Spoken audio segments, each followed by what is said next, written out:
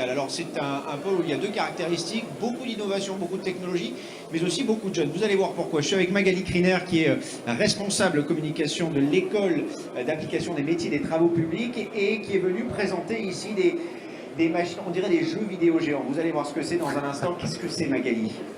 Bonjour, alors effectivement ce sont des simulateurs de conduite d'engin que nos centres utilisent en début d'apprentissage avant d'envoyer les jeunes sur le terrain pour qu'ils puissent commencer l'apprentissage de la conduite en toute sécurité et bien travailler la coordination des gestes avant de partir sur le terrain.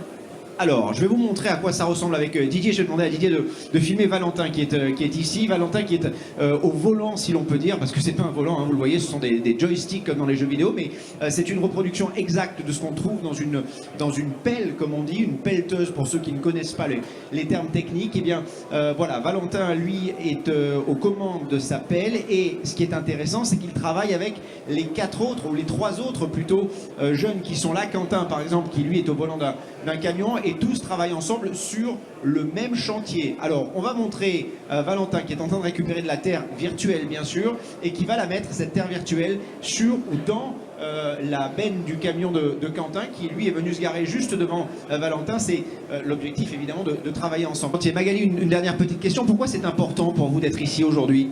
Alors c'est important pour nos centres pour montrer que toutes nos innovations pédagogiques en fait, pour montrer que le secteur de la formation TP bouge et évolue avec les besoins des entreprises pour lesquelles nous formons des jeunes. Combien de jeunes par an formés ? À Égletons, 1000 jeunes en formation initiale par an. Et leur profil en quelques mots ? Ils sortent généralement de la 3e, passent des CAP, bac pro ou des BTS en post-bac.